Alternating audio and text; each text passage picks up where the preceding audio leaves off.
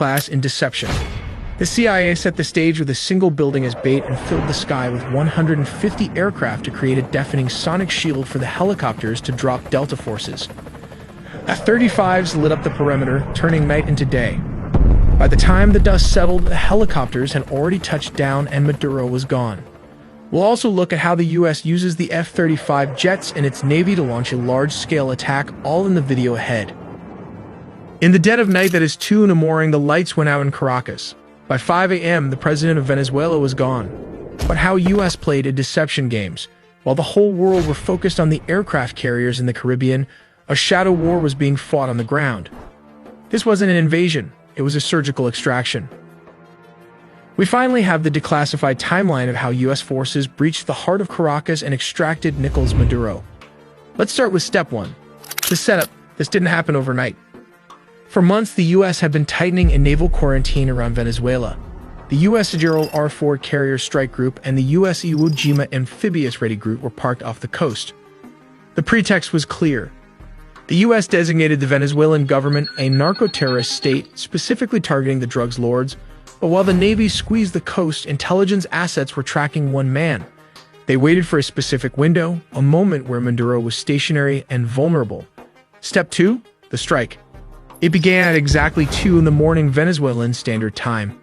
High above, several F-35 stealth fighters punch a hole through the enemy lines, destabilizing their anti-air defenses. Like these Russian S-300 missiles located all over the strategic high-value target. With the skies cleared, the path opens for Delta Force helicopters to fly straight towards the mission. Here comes the deception as the helicopters flew. The jets started firing with more strikes as it hit Fort Tuna, the main military base and command center, and La Carlota Air Base, destabilizing Venezuelan air support. Reports from the ground described widespread explosions and a sudden communications blackout. The chaos wasn't the goal, it was the cover. But how did the raid happen? We have to look at step 3.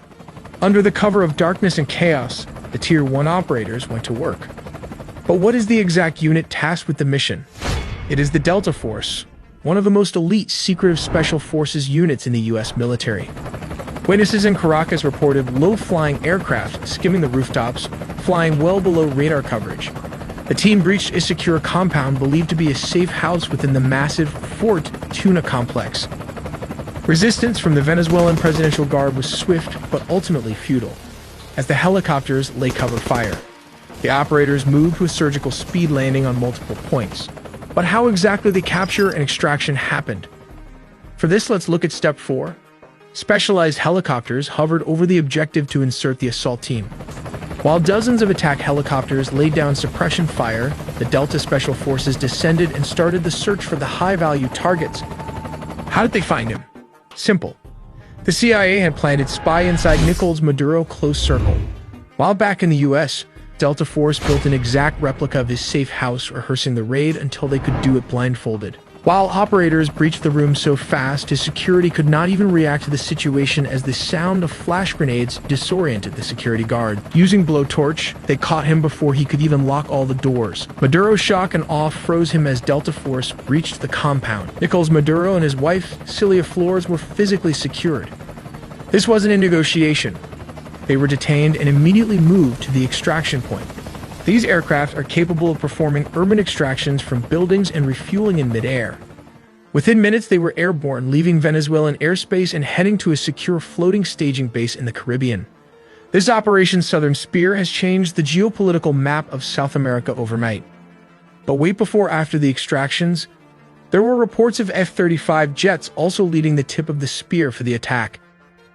We'll look how the United States used F-35 jets instead of F-16s for operations in Venezuela, because this is a well-organized and militarized Venezuela has positioned advanced Russian S-300 missile systems, Chinese radar networks, integrated Russian air defenses, and Shahed drones along its borders.